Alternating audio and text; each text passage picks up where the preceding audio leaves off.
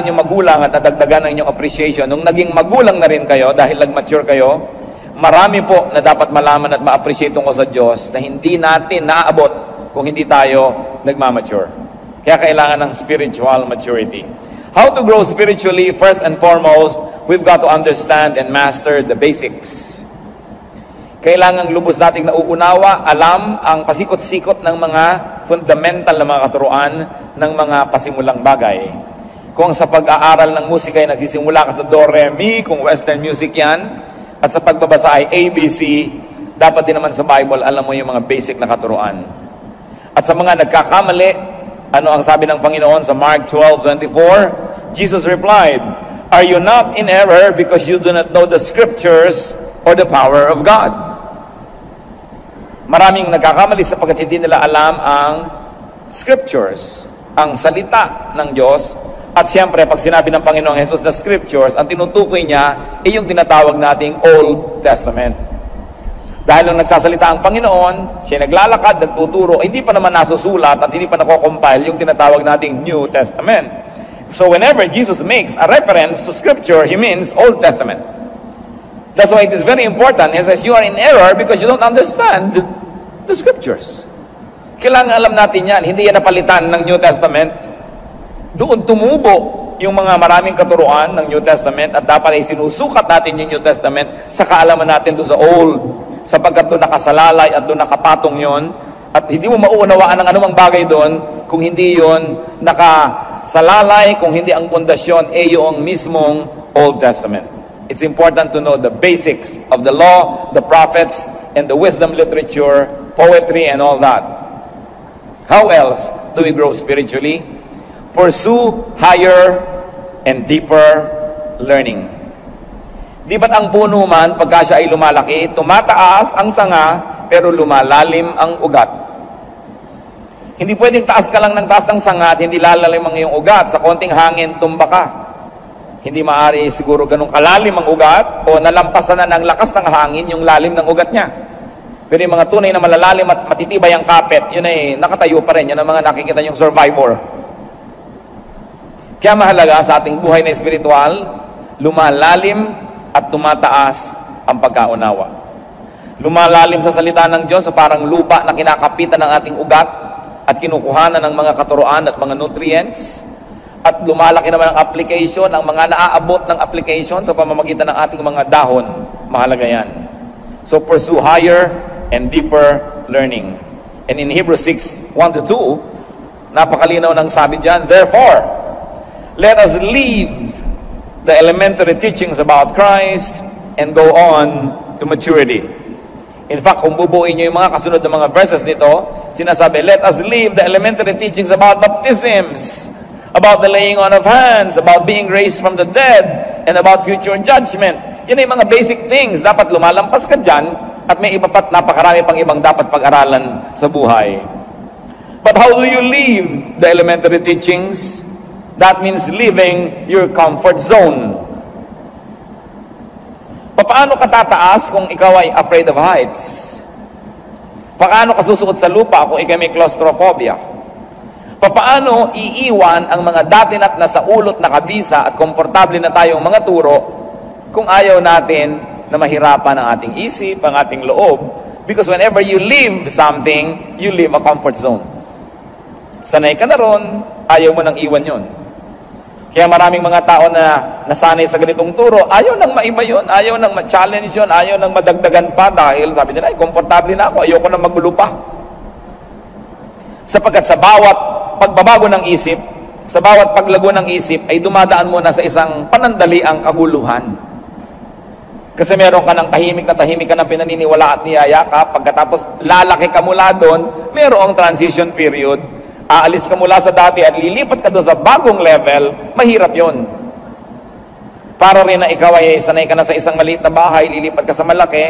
Kung tamad ka, ayaw mo nang lumipat dahil buhatan na naman, balutan, hirap yan. Parang nasanay ka na sa ganitong recipe, may nagtuturo sa iyo ng iba, ayaw mo na akong guluhin, tama na ako dito. Ito yung mga isip na hindi lalago. At maging sa mga bagay pong espiritual at relihiyosong mga bagay, merong nalalaman mo dahil milk pa lang ang ipinakain sa iyo, Pero darating ang panahon that you will have to eat meat, and you will have to not really live what you learned, but to appreciate another form and another manifestation of that truth. Naiiba yung level. That means leaving your knowledge, your understanding, your perception, and sometimes even your beliefs for another level and degree of revelation that can come from the same God. So if your knowledge or understanding or perception or belief has been constant, it has been the same, walang nadagdag, walang naiba, sa mahabang panahon, isa lang pong ibig sabihin nun, mga kapatid, wala kayong growth. Parang meron kang sapatos, para hindi ka na bumili ng iba, ayaw mo na lang lumaki ang iyong paa. Parang malaki ang iyong baywang, pinag-exercise ka para lumiit, ang pinoproblema mo, paano yung mga pantalong ko? Hindi magpaparepair pa ako, di bibili pa akong bago. So ganito na lang. Laging merong kaunting hirap na kasama ng pagbabago. Pero ano sabi sa Biblia? We are being changed from glory to glory. So hindi tumitigil ang pagbabago. Kaya lagi tayo nag-a-adjust. Pag nakakarinig tayo ng mga bagong anggulo ng katuruan, hindi mo agad tinatanggihan. Sinasabi natin, ano kaya ang matututunan? Ipoproseso, ipapanalangin, hindi agad-agad ay tinatanggihan. Mahalaga that we are ready to change from glory to glory. Therefore, how to grow spiritually? Be open-minded. Kailangan bukas ang isip. Aba, may mga nagmamalaki pa. Aba, kami serado de candado. Nilunok ko ang susi at tumalon ako sa dagat at sumisid ako doon, di mo na makukuha pa. Hindi pinagmamalaki, yung nakasarang isip. Sapagkat ang isip ay napakalaki ng mararating. Nakikita niyo po yung mga hindi naiisip ng mga previous generation? Pagsakay sa aeroplano, naisip ba na mga 50 years ago yung cellphone? Diba? Yung mga, hanggang ngayon, namamangha ako dyan sa fax. Bakit lumalabas dito sa papel dito, yung nato sa kabila? Kamangha-mangha. Laser technology. Pero ang mga tao, nakasara ang isip, ay ayaw na namin niyang mag-isip pa, ayaw na namin baguhin. Hindi tayo makakarating sa ganung uri ng kaalaman. At ganun din sa buhay spiritual. Marami pang anyo, marami pang hugis ang katotohanan tungkol sa Diyos, na karamihan ay hindi natin nakikita sapagkat nasanay na tayo sa mga leksyong pambata, na batang isip, batang mananampalataya. Marami pa. So do not box your mind in set hermeneutics and in set doctrine. Dapat ang ating doktrina, ang ating pananalig is as good as the latest revelation from God. Hindi nagbabago yung salita ng Diyos sa kaimprenta, pero ang pag-unawa dyan, ang paglalim na pag-unawa, patuloy ang nagbabago. Lugi, yung 50 taon na, 30, 20, 10 taong Kristiyano, yung pananalig niya noon at ngayon pareho pa rin. Ibig sabihin, walang nangyaring growth. Acts 17:23, yung mga tao sa Athens, ang reaksyon nila kay Paul, nung may itinuro si Paul na kabago sa kanilang pandinig, when they heard about the resurrection of the dead, some of them sneered. Pinagtawanan nila. But others said, we want to hear you again on this subject. Hindi sanay ang mga Griego sa ganitong mga katuruan. Bagamat napakarami na nilang alam sa kanilang kabihasnan. Kaya nung narinig nila si Paul, may mga nagtawa at hindi na bumalik, at may mga bumalik pat nag-aral pa. Yun ang nakinabang sa katuruan. So do not readily close your mind. Do not readily reject a new sounding idea. Walang bagong ideya mula nung nilikha ng Diyos ang sandaigdigan. Meron lang new sounding. Bago lang dahil hindi pa natin nakasalamuha at nakita, pero hindi ibig sabihin bagong ideya yon. Hindi rin po natin dapat ipagtanggol sobra ang katotohanan na akala mo maipagtatanggol mo yan sa pamamagitan ng pagsasara ng iyong mata at ng iyong tainga at baka maiba pa. Sapagkat ang tunay na katotohanan na nagmumula sa Diyos ay lalong magniningning habang ito ay sinisikap takpan ng mga kasinungalingan. You must never protect the truth because the truth has a way of protecting itself because the truth is eternal. We should be ready to be challenged. At kung hindi natin maipagtanggol ang ating pananalig, ibig sabihin nun ay napakababaw ng ating pangunawa. Kaya huwag mo na akong turuan, ayoko nang malito pa. Hindi yan progressive way to deal with spirituality. What is important, if you really like to grow, brothers and sisters, advertise your openness to potential teachers. Alam niyo po, maraming mga guro, sa aking kuro-kuro, na malayo na rin ang narating ng kanilang espiritu. Malayo na ang narating ng kanilang kaalaman tungkol sa Diyos. Subalit, nangangamba silang ituro ito sa mga tao dahil baka mapagkamalan silang naging kulto. Nangangamba sila na mapagkamalan na tumatalikod sa Diyos. So, hindi na lang nila itinuturo. Lalo pagkat sila yung mga swelduhan na mga teacher, lalo pagkat sila ay mga preachers na umaasa sa tulong at bigay, ang nangyayari tuloy, nawawala sila ng tapang na magturo ng mga naaabot nilang mga kaalaman.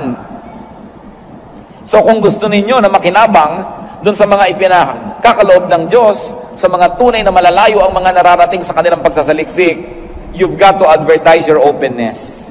Kailangan ipahiwatig ninyo na handa kayong makinig, hindi kayo magre-react negatively at hindi kayo magagalit agad at hindi kayo magpaparatang at magbibigay ng sari-saring mga hatol sa Kanya para kayo maturuan. Dahil ang Panginoong mismo, Jesus, sinabi sa Matthew 7:6, do not throw your pearls to pigs. Bakit mo nga naman bibigyan ng perla sa mga baboy? Anong gagawin nila? Yayak-yakin nila yan at kung makita nilang hindi nila pakikinabangan dahil hindi nila makain, dahil pagkain lang naman ang interest nila, alangan namang magpulsera sila. Alangan naman silang maghikaw. At kung nakita nila hindi nila papakinabangan ng sikmura nila yan, babalikan ka at buong bangis ka nilang sasalakayin. Sabi niya, do not throw your pearls before swine because they will trample upon it, turn back, and attack you. At yan po ang panganib na sinusuong ng mga marurunong pag nagtuturo sa mga mangmang. Sa kamangmangan ng mangmang, ang tingin niya sa hindi niya naiintindihan ay kabaliwan o kasamaan. At ang gagawin niya sa nagtuturo, mamasamain niya at kanyang lulusubin yung nagtuturo. So if you really want to be taught, put it across to possible and potential teachers that you have an open mind. That you are not swine. That you will not trample upon the pearl being given you and then attack the teacher. So be willing to get out of boxes. Be willing to develop and to shift beliefs and paradigms. Kailangan handa tayo na kumambyo. Alam nga namang nagdadrive ka, pasok ka sa primera, hindi ka na umalis doon hanggang makarating ka sa Tarlac. Kailangan magsisigunda ka, magtetersera ka, at kung may kwarta pa yan, kwarta. Kung maakyat ka, magdudual ka pa. Kasi kung makambyo ang buhay, hindi pwede ganun ang ganun. At ganun din sa pananalig. Yun po mga simpleng maunawaan na pangyayari at mga halimbawa sa ating buhay ay susi para buksan ang mga masalimuot na mga usaping espiritual. So kung simple ang pagkambyo, nakikita mo agad, madaling makita, yan ay may katotohanan din sa spiritual world. Kumakambyo ka rin sa iyong spiritual life. Yung mga madaling makita, dapat yan ay pintulang para mapasok mo yung mahirap na makita. Therefore, it is important, if you're going to grow, that you do not be dogmatic. Pinagmamalaki pa ng iba, dogmatic kami. Anong mapapala ng dogmatic? Isinara mo na yung isip mo, sasalakayin mo ang hindi mo kakampi o sumasalungat sa'yo, mamasamain mo, didemonizin mo ang may ibang pananalig. So you're advertising the negative, and that is that you are not ready to learn. Nalulungkot po ako sa totoo, pagka malayo ang mga nararating kong mga lugar, tapos may nakikita kong isang karatula ng isang kongregasyon. Dahil salamat, darating ng Biblia ang lugar na ito, pero yung dumapo sa kanila mga teacher, sobrang mga dogmatic. Habang matuturoan sila tungkol kay Jesus, ang dami rin kakambal na turo tungkol sa mga huwag itong gawin, hindi yan pwedeng gawin, hindi yan pwedeng isuot, hindi yan pwedeng kumipot ang utak at mundo ng dinapuan nila. Kaya kasiyahan ng nadarama ko, pag nakikita kong may mission pala doon yung grupo na yon, buti naman nakarating yung Biblia, pero kalungkutan din dahil ang gagawin nila sa mga bawat nila ma-convert, pakikitirin nila ang isip. Tayo lang ang tama, tayo lang ang totoo, lahat mali. So magiging self-righteous, magiging mga hambog, at magiging separatists from the other members of the body of Christ. Kaya lungkot at saya, sa halip sanang puro saya na lang dahil salamat narating sila. But what is good about being dogmatic? Because dogmatism is also characterized by self-righteousness and judgmentalism. At pagka ang isang tao dogmatic, ibig sabihin, sobra ang pananalig niya sa kanyang pinananaligan at wala na siyang ibang ito-tolerate na iba pa, they destroy friendships. Kaya kung minsan magkaibigan kayo, nung pareho kayong hindi pa nagba-Bible, tapos napunta ka sa isang grupo, siya napunta sa dogmatic, mamaya hindi mo na yung kaibigan. Hindi ka na niyan papasyalan, hindi ka na niyan babatiin kasi naging dogmatic siya. Dahil ikaw ay compromiser, siya ay pure. Dahil ikaw ay mabuti at siya ay masama. So these dogmatic people not only destroys friendships, they also make enemies. At mahirap kaibigan ang ganito na believer, sapagkat ang kanilang pakikipagkaibigan ay may kondisyon. Habang agree ka sa kanilang doktrina, magkaibigan kayo, pero pag hindi na, kaaway ka na niya. Mahirap madapuan ng ganitong uri ng sakit, yung dogmatism. How else can you grow spiritually? Pagka ikay dogmatic, hindi ka na makikinig sa iba. Pagbabawalan ka makinig sa radyo, pagbabawalan kang manood ng TV, pagbabawalan kang umattend ng ganong fellowship, merong speaker sa luneta, hindi ka pwedeng umattend, hindi ka pwedeng makisali dahil kayo ay separatist. So, kikipot ka dahil siya na lang ang napapakinggan mo, wala na't yun na lang at yun. O asosasyon nila, mga 5 o 3 sila sa asosasyon. Sila na lang nang sila. At yun na lang nang yun ang katuruan, so ang mangyayari, liliit ang pananaw. How do you grow spiritually? Go with seekers. Go with thinkers. Because once more, the truth does not need protection. The truth is so powerful that it will always prevail. Luke 2:46-47, ano po ang ginawa ng batang si Jesus? After 3 days, they found him in the temple courts, sitting among the teachers, listening to them, and asking them questions. Mga kapatid, wala na yatang hihigit pa na sobrang nagbibigay ng kasiyahan at bunga sa panahon na ginugugol mo na ang kausap mo yung mga marurunong. Yung higit na marunong sa'yo. Ay, napakasarap kung ang higit na marunong sa'yo ang kayong kausap. Tapos you learn how to listen, katulad ng ginawa ng Panginoon. Listening to them. Asking them questions. Kasi pag ikaw ang nagtatanong at nakikinig, pag nag-uwian kayo, ikaw ang may uwi. Uwi-uwi mo yung sagot, uwi-uwi mo yung nadinig mo. Eh yung nagbigay, yung sumagot, yung nagtalumpati, walang uwi yung kundi malat na lalamunan. Walang nadagdag sa kanya, wala siyang napala. So dapat marunong tayong makinig at marunong tayong magtanong. Hindi yung tanong na nang challenge, hindi yung tanong na gustong gipitin mo lamang yung tinatanong mo, kundi tanong na talagang naghahanap ng kasagutan. At alam mo yung tunay na naghahanap? Pag sinasagot mo na, tahimik siya. Hindi nag-iisip na naman ng ibang tanong, at hindi ka pa tapos, nagtatanong uli, ibig sabihin, nagpapasikat lang yon, nanggugulo lang yon. So nakikinig ang Panginoon doon sa mga senior, yung mga matatandang mga scribes and teachers. At sa verse 47, everyone who heard him was amazed at his understanding and his answers. So natatanong din siya, at nakikipagsagutan naman siya, give and take. Isa yan sa pinakamagagandang investment sa buhay, mga kapatid. Yung nakikisalamuha ka at nakikipagkwentuhan, nakikipag-usap sa mga may alam. Sapagkat ang karunong ay nakakahawa, tulad din na ang kamangmangan ay nakakahawa. So kung ang gusto mo lang laging kausap ay yung ikaw ang bida dahil ikaw ang pinakamaraming alam, at the end of the day, bababa ang iyong kaalaman dahil walang nadagdag. Matthew 13:36, then he, referring to the Lord, left the crowd and went into the house. His disciples came to him and said, explain to us the parable of the weeds in the field. Ang Panginoon ay mahilig magbigay ng mga matalinghagang turo na hindi naman maiintindihan ng marami. Yung mga nagdudunong-dunungan, ayaw ipahalatang di nila naintindihan, so uuwi na sila na mukhang marunong. Pero ang totoo ay magiging mangmang habang buhay. Pero yung tunay na naghahanap, kinikilala nila ang kamangmangan, sasabihin, hindi po namin naintindihan, pwede bang ipakipaliwanag at ipapaliwanag sa kanila?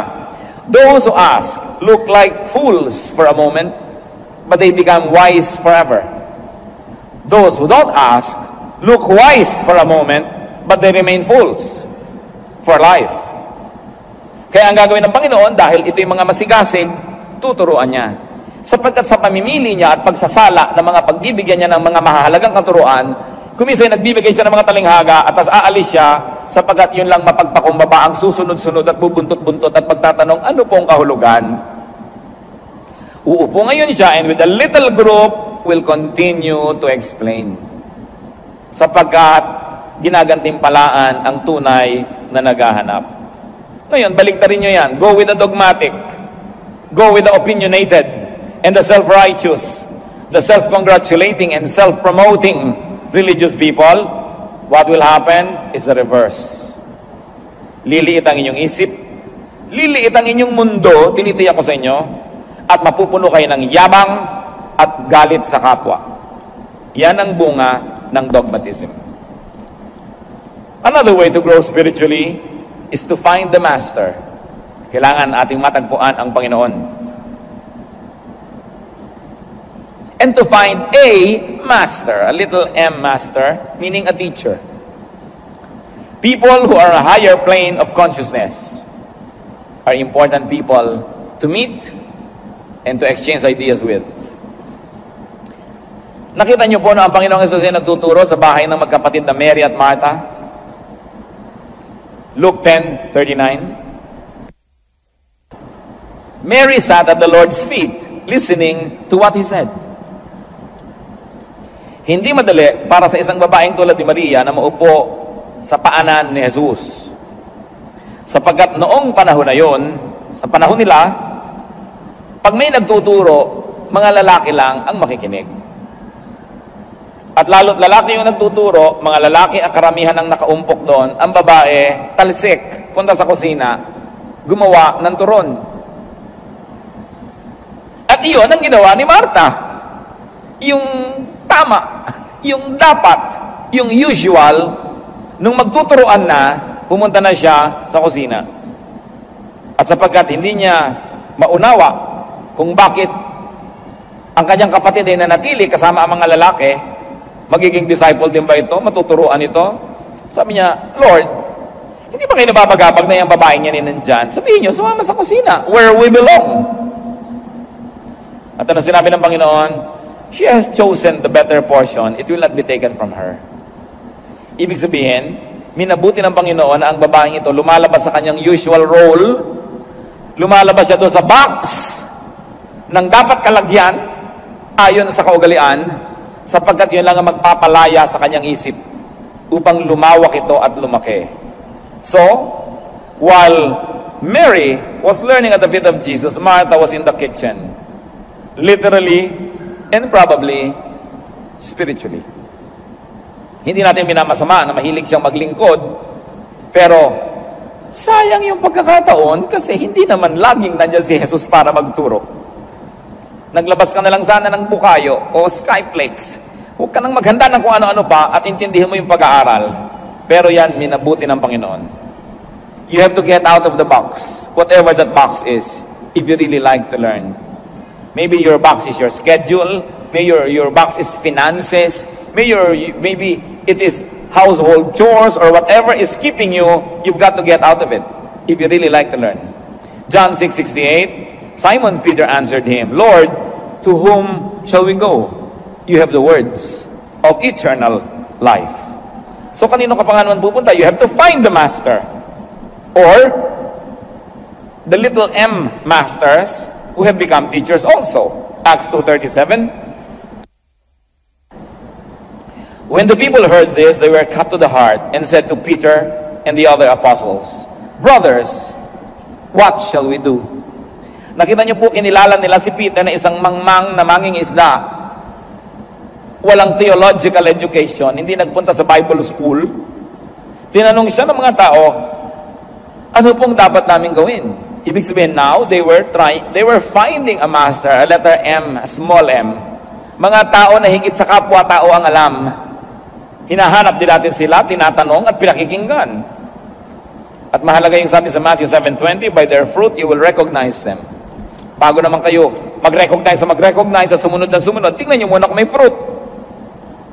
At ang pinakamabisang fruit na dapat makita sa isang mangangaral, hindi yung galing magsalita, Hindi rin yung personal na buhay niya, bagamat importante yun. Ang tunay na fruit, anong nangyayari sa inyong puso pag natuturuan niya kayo?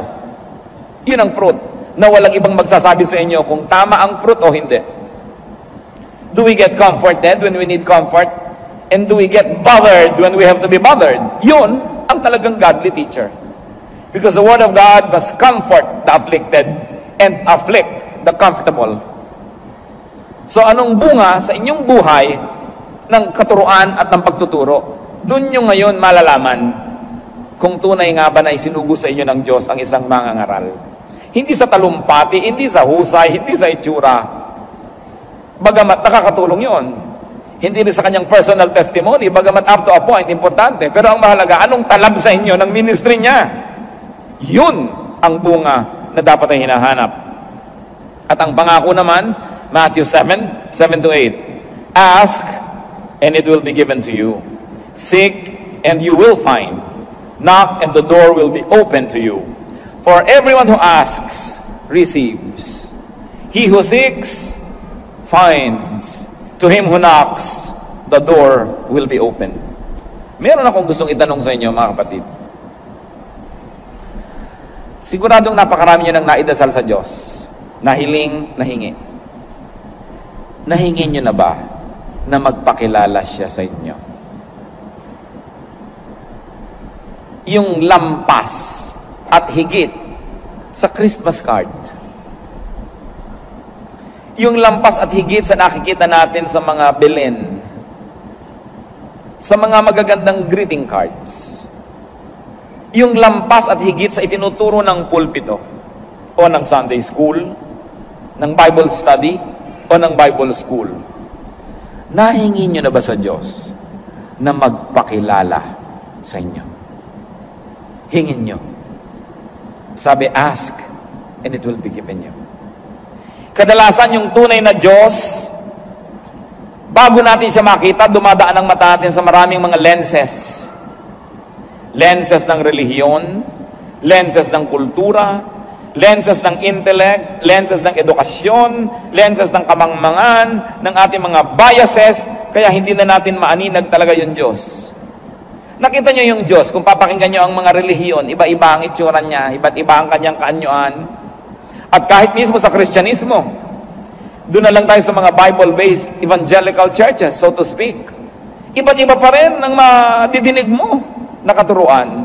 Sapagkat kung minsan, ang pagpapakilala ng isang mangangaral tungkol sa Diyos, ayon sa kanyang hilig.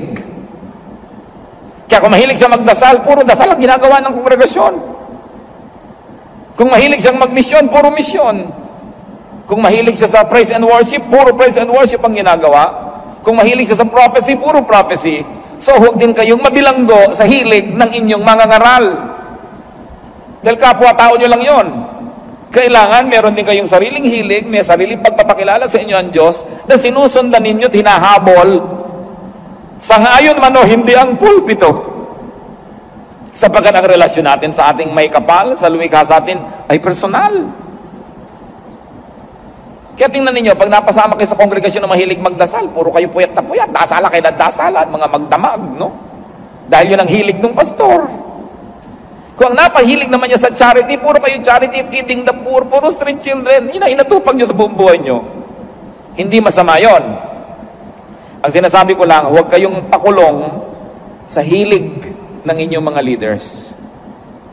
Dahil pag humarap naman tayo sa Diyos, personal at isa-isa ang pagharap. Kaya tatanungin ka, anong ginawa mo sa gift na ibinigay ko sa iyo? Hinabol mo ba ang mga ibinigay ko sa iyong mga pangako? Nilandas mo ba ang mga ibinigay ko sa iyong mga daan at doon ka dumaan? O sumunod ka na lang ng sumunod kung kani-kanino sa daan nilang gustong puntahan? While the church has a general corporate direction because it is a body, you are not forbidden to pursue a personal growth direction. Hanggang hindi mo ginugulo yung church at hindi ka pumipigil sa ginagawa ng church in a corporate way, malaya ka na sundan ng Diyos sa iyong personal na buhay. In fact, yan ay hindi mo lang kalayaan, yan ay isa nating tungkulin. Na hanapin ang Diyos at hayaan siyang mabuhay sa ating puso. Kaya ang tanong ko, Nagkaroon na ba kayo talaga ng sincere, honest prayer to God and ask Him to reveal Himself to you? Diyos ko, sino po ba talaga kayo? Ano po ba talaga gusto nyo? Baka gusto lang naman ng pastor namin yung nadidinig namin. Yung ba talaga ang gusto nyo? Ito ba talaga ang turo nyo? Ito lamang ang statement of faith ng Bible School na pinanggalingan ng aming preacher.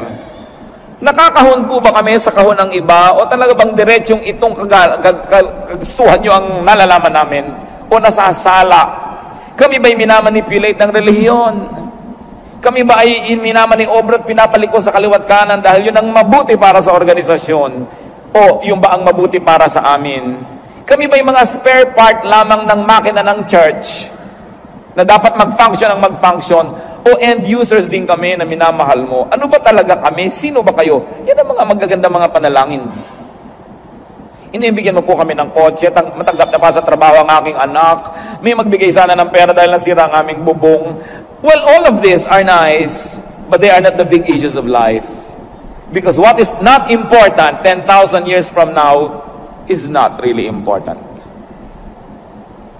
What is not important when you face God is not really important. Anong mahalaga? Makilala natin siya. Maraming mga tatay hindi nakikilala ng kanilang anak. Malaki sana ang maitutulong ng ina kung ipakikilala ng ina na mabuti ang tatay. Halimbawa, malayo ang mga anak sa tatay, yung nanay nagsasabing, lumapit kayo sa aman nyo, mabait yan. Paangil-angil lang yan, pero hindi yan totoo, hanggang ganun lang yun. Sige, lumapit kayo. Diba? Kasi kung ipinakikilala mong mabuti, makikilala eh. Meron kang isang kapatid na malayo sa ibang kapatid, pero dahil ang nanay mo, magaling siyang magpakilala, hindi ganyan ang kapatid nyo, kasi ganito lang talaga siya, nakikilala mo. Huwag kayong umasa sa pagpapakilala ng Diyos sa inyo ng pulpito. Dahil malay nyo, may limitasyon yun. Kilalanin nyo ang Diyos, diretsahan, sapagkat available siya. Huwag kayong dumaan kung kani-kanino. Bagamat nakakatulong sa karagdagan nating pagkilala at kaalaman yung dumadaan sa mga nag-aral, naghanda, mga nag-review, pero huwag kayong umasa na lang sa kanila. Kaya ang mga malalaking tao ay may mga press corps, meron silang mga spokesperson, dahil yun ang nakakapagpahugis kung paano sila ipakikilala, kung paano sila ipepresent. Karamihan naman, hindi yun ang totoo, kundi media manipulation lang pala yun. Yun pala ay image lang at hindi reality. So, sino ang Diyos? Gaano kalalim ba ang pagkakilala natin sa Kanya? Ano ang alam natin tungkol sa Kanya? Liban sa sinasabi sa atin ng mga nagtatalumpati at nangangaral. Alam niyo po ang isa sa mga pinakamahalagang paglalakbay ng tao. Siyempre, pag maglalakbay, may pupuntahan. Ang pinakamahalagang paglalakbay, yung makilala mo ang Diyos. Yung papunta ka sa Kanya, palapit ka ng palapit sa Kanya. Maraming mga hadlang dyan. Kung minsan, relihiyon pa yung hadlang. No? Dahil misrepresented. Maraming mga tao nagtatago sa likod ng pangalan ng Diyos para magsamantala sa kapwa. Para manghut-hut sa kapwa. Maraming mga tao nag-a-abuse in the name of God. So, hindi mo makikilala ang Diyos kung aasa ka doon. Kailangan ng sariling pagsisikap. At ang pangako ng Matthew 7:7-8, sino mang nagtatanong ay sasagutin. Sino mang kumakatok ay pagbubuksan. At sino mang naghahanap ay pagbibigyan, pagpapakitaan, tuturuan, pagkakalooban. Kanya-kanyang sikap. Huwag niyong iasa sa iba. Lalo yung personal na pagkakilala sa Diyos. Pero, kung kayo mangangahas na magtanong at humiling sa Diyos na magpakilala siya, dapat handa kayo to deconstruct your other religious ideas about God when God really reveals Himself to you. Because most of the things that are in our minds were put there by religion. Sometimes well-meaning, sometimes not. Kaya handa ba kayo na makilala talaga ang Diyos? Another way to grow spiritually is to be discreet with special knowledge. Ang Diyos naman kasi, kung handa ka, tinuturuan ka, kung open ang iyong mind, dahil open, may papasok na karunungan.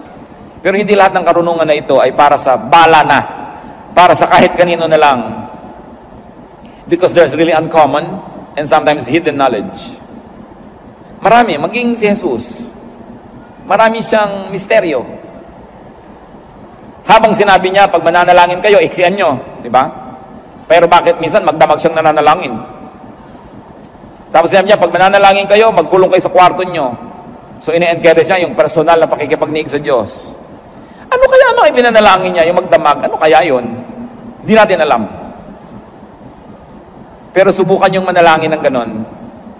Walang agenda, walang hinihiling, walang hinihingi. Nakikinig lang kayo sa tinig ng Diyos. You will have a glimpse. You will have a clue as to what it means to really pray in spirit and to pray alone. Well, it is good to pray with your fellow believers, but it must never replace personal prayer. At yung personal prayer na hindi lang binasa nyo sa inyong devotional guide, na 1 minute with God every day, parang gano'n na lang.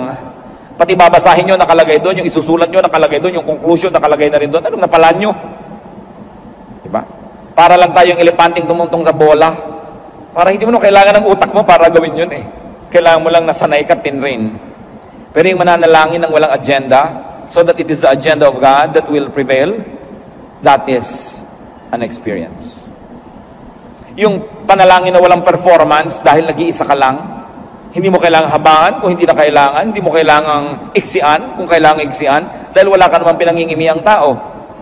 So kadalasan nga, mahirap pa yung may kasama kang nananalangin.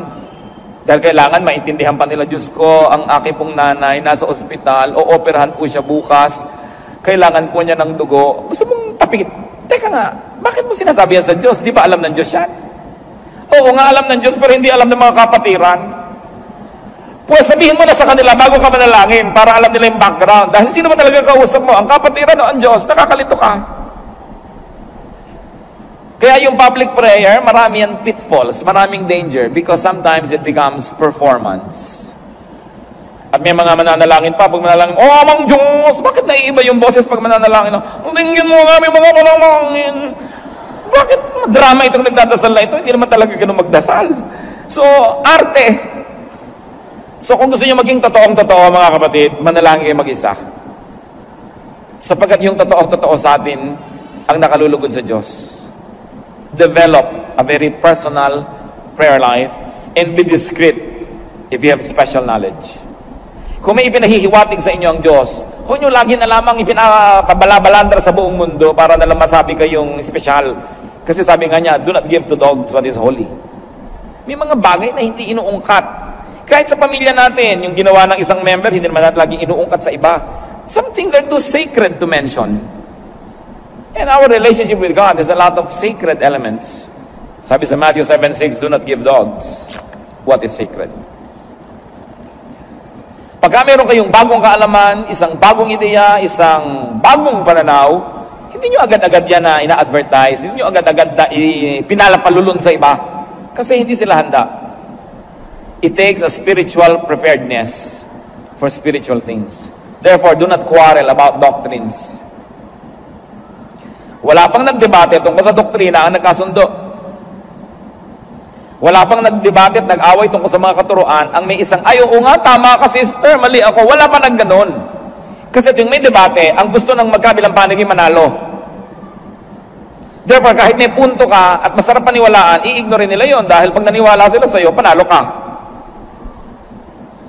So, walang nararating ang quarrels. Kung may pananalig kayo at hindi ganun ang pananalig ng inyong kapwa, manahimik kayo. Sapagkat kahit anong pagpilit mo, tatanggihan din niya yan dahil gusto ka niya i-convert tulad ng gusto mo siya i-convert. Walang mararating. Sapagkat kung gusto nang ipagkaloob sa kanya ng Diyos ang ipinagkaloob sa iyo, mahirap ba sa Diyos na gawin yon? Kailangan ba ng Diyos ng iyong tulong para gawin yon? Sapagkat kung sa iyo'y lumaglag ang kaalaman, dumating ang enlightenment, bakit hindi ibigay din sa Kanya? So habang hindi dumadating sa Kanya, manahimik ka. Dahil kahit anong gawitin mong lengguwahe at pilit, hindi niya madedecode ang iyong message dahil nasa iba siyang level of consciousness. Parang AM at FM radio station na nag-uusap, hindi pwede magkaiba ang frequency. So, knowledge about spiritual things is also indicative of spiritual condition. And unless that spiritual condition is met, no amount of knowledgeable explanation will help. 1 Timothy 1, 3-4, as I urged you when I went into Macedonia, stay there in Ephesus so that you may command certain men not to teach false doctrines any longer, nor to devote themselves to myths and endless genealogies. These promote controversies rather than God's work, which is by faith. Kahit sa isa pong kongregasyon, isang church, kuminsan iba-iba pananaw ng mga tao about the same thing. Iba ang pananaw mo tungkol sa Lord's Supper, iba ang pananaw mo tungkol sa baptism, iba ang pananaw mo tungkol dito, iba. Kung may 10 tao, siguro 10 o 8 pananaw yan. Kaya may leader. Ano ba ibig sabihin ng leader? I am going there, those who like to go there, follow me. And if you agree with your leader, mga 70 to 80%, manahimik ka na doon sa 80 at huwag mo nang guluhin ang mundo doon sa 20 na hindi ka sangayon. Kasi kapwa mo, meron ding 20 hindi sangayon, may 15 na hindi sangayon. So, guguluhin nyo ang buo nyong kongregasyon. Ngayon, kung talagang yan ay mahalaga at ipinagkaloob sa inyo ng Diyos, mahirap bang ipagkaloob din sa iba? Ang mahalaga sa isang organisasyon may unity. And I say, if you agree 75 to 80%, malaki na yon. Huwag niyong asahan na mag-agree kayo 100%. Si Paul at si Peter nga nagbabangayan tungkol lamang sa circumcision. No? Nagkakagulo-gulo yung mga Christian leaders kahit nung unang panahon. Nagtatalo-talo yung mga disciple kung sino uupo sa kaliwa at sa kanan ni Jesus. So huwag niyong asahang mag-agree tayo lahat sa lahat ng bagay. Hindi mangyayari yon. Ang mahalaga, generally speaking, are we agreed on the general direction of the spiritual journey we like to take together? Then we protect our unity from all of these issues so that we will continue to move forward. It is important. Walang mag-asawang agree on everything sa tabang at issue. Sabi niya, yan ang dakilang pananalig. Hindi ko ano ng mga doktrina na inimbento ng mga sumunod sa kanya, mga disipulong bangayan ng bangayan. Ano ba talaga ang turo ni Jesus? Anong minalaki niya, malakihin natin. Anong di niya pinansin, hindi siguro din dapat pinagpapapansin. So, do not quarrel about doctrines. When you have disagreement, you say, oh well, iba-iba tayo ng spiritual angle and spiritual level at this time, so let's put it in the freezer. Huwag niyo naman sasabihin, magkaiba tayo ng level, mataas ako, bababa ka, dahil away na naman yun. Basta magkaiba tayo ng pananaw ngayon. Importante ay tanggapin ang isa't isa. How else can we grow? Meditate. Sabi sa Psalm, on your law I meditate day and night. Hindi sapat na nakinig kasi listening yon. Hindi sapat na nagbasa, reading yon. Iba yung meditation. Nananahimik lang tayo at hinahayaan nating akayin tayo ng Espiritu ng Diyos kung saan tayo gustong dalhin sa ating pag-iisip. Ihayag ang gusto niyang ihayag, ipaliwanag ang gusto niyang ipaliwanag. Siya ang nasusunod sa meditation, hindi tayo. Sa reading, yung mata natin, kung sa mo dalhin, yan ang binabasa. Sa listening, kung kanino mo ituon ang tenga mo. So, sa meditation, you let the Spirit of God lead you. Kaya napakahalaga po sa spiritual growth yung meditation. Dahil dyan ibinubunyag yung mga hindi natin sukat akalaing maintindihan pala natin. Hayaan natin ang Espiritu ng Diyos. Psalm 119:27. Let me understand the teaching of your precepts. Then I will meditate on your wonders. Psalm 37:7. Be still before the Lord and wait patiently for Him. Be still. Be quiet. And let God speak to you. Kinausap niya yung mga propeta nung araw, isinulat, binabasa natin ngayon. Pwede ka rin kausapin ngayon nang hindi nakasulat dyan, kausapin ka. Kaya lang, huwag mong gagawing doktrina para sa lahat yung sinabi sa'yo. Kasi sa'yo lang yung sinabi. Hindi kinausap ako ng Diyos. Ang sabi, pautangin mo ako. Aba, ba't ako nasangkot sa usapan yun ng Diyos? Kung papautangin kita, dapat ako kinausap na pautangin mo si ganon. Eh, ikaw pala kinausap, ba't mo ko isasali dyan? So, ang mga personal na revelation ng Diyos, nagre-reveal pa rin ng Diyos, hindi naman siya nagbabago Pero hindi mo dapat gawing doktrina para sa lahat. Yun ang panganib. Yung personal na sa'yo, gagawin mong doctrine. Sa'yo lang yun. I-apply mo lang yun personally. But don't force others to get into that situation. Psalm 63:6. On my bed I remember you. I think of you through the watches of the night. So may first watch, second watch, third watch, fourth watch. Kasi hinati nila ang gabi into 3 hours. So 3 times 4, yun yung 12 hours of the night. Kaya may mga fourth watch, ibig sabihin yung mag-uumaga na, ayan na, tapos ang paghihintay. So marami mga watches of the night. So sabi niya, I think of you through the watches of the night.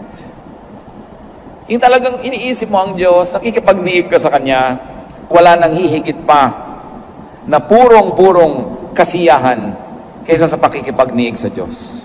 At yun ang dapat nating hindi napabaliwala. It's different to attend church, it's different to go to a Bible study, it's different to praise and worship, and it's different to meditate. Kasama dapat yan sa ating buhay spiritual. And finally, among the few that we like to talk about today and how to grow spiritually, live out new knowledge. Ipamuhay ang nalalaman. Incarnate new understanding. Because it is in the mind, it must find its realization in the physical world. So you have to do what you know. You are what you know. What you know must become what you are. Operationalize new realizations. Meron ka palang nauntindihan, naunawaan, paano mo gagawing totoo ito sa iyong buhay? Practice spirituality. Because then and only then can it be shared with others, not through the mind, but through your practice and example. James 1:22, do not merely listen to the word and so deceive yourselves. Do what it says. And when you operationalize your understanding, this will open new doors for more understanding and more enlightenment. Pag yung naabot ng ating isip, ipinamuhay natin, humahanda tayong umabot sa iba pa na mas mataas. Sapagkat kung may naiisip ka, hindi mo naman sinusunod at ginagawa, hanggang doon ka na lang. Pag ginawa mo yon, tsaka ka tumaas, para maabot mo uli ang ibang isipin. At pag ginawa mo na naman yon, tataas ka ng tataas. And that is how you change from glory to glory. Many of us do not grow spiritually because we do not practice what we know. Alam natin, pero hindi natin ginagawa. Alam mong dapat ka magpakumbaba, hindi mo naman ginagawa. Alam mong dapat ka makipagkasundo sa nakikipagkagalit sa'yo, hindi mo naman ginagawa. So hindi ka nalalampas sa alam na yon. Kasi pag yung alam mo, ginawa mo, tataas ang iyong kalagayan. May iba ka pang malalaman uli, na pag ginawa mo, tataas uli ang iyong kalagayan. Sa pagsunod sa kaalaman, dun tumataas ang ating level ng spirituality. It is in obedience. That's why the Bible places a lot of premium on obedience. Not on what you know, but on what you do with your daily life. At totoo naman, marami tayong mga alam, hindi naman natin ginagawa. Pag hindi mo ginawa yon, walang bago kang malalaman. Gawin mo muna yon para may bago kang malaman. At pag sinunod mo na naman yon, may bago ka uling malalaman, because life is about changing from glory to glory. So do not strive for just religious knowledge. Do not strive for just doctrinal mastery. Strive for spiritual growth, which means godliness, which means God-likeness. Ang tunay na paglagong espiritual ay ang pagbabalik sa wangis ng Diyos na nasira dahil sa kasalanan. Ang tunay na spiritual na tao ay hindi nakukuha sa dami ng alam into real life, into physical life. And of course, this growth leads to love and to loving kindness. And it grows to peace and serenity. Ano ang ending ng spiritual growth? God-likeness, love, peace, serenity. Kung hindi tayo doon nagwawakas, ibig sabihin hindi tayo nag-grow spiritually. Maybe we only become better informed, more knowledgeable, but not really more spiritual. Ang wakas niyan, peace. Hindi ka nabubuhay sa takot, hindi ka nananakot, hindi ka nakikipagbangayan, payapa ang iyong loob. Meanwhile, misguided religious knowledge usually leads to confusion, to power play, to self-righteousness, and to trouble. Sabi sa 1 Corinthians 1:12, what I mean is this: one of you says, I follow Paul, another, I follow Apollos, another, I follow Cephas, still another, I follow Christ. Hindi yan ang tunay na spiritual journey. Competition ang tawag dyan. 1 Corinthians 3:4, for one says, when one says, I follow Paul, and another, I follow Apollos, are you not mere men. Unawain natin ito. Pag hiwa-hiwalay kayo watak-watak at nagko-kompetisyon, di ba tao lang kayo? So ano palang ina-expect sa atin? Lumampas sa pagiging tao lamang. Bumalik sa wangis ng Diyos. Mahigitan ang pagiging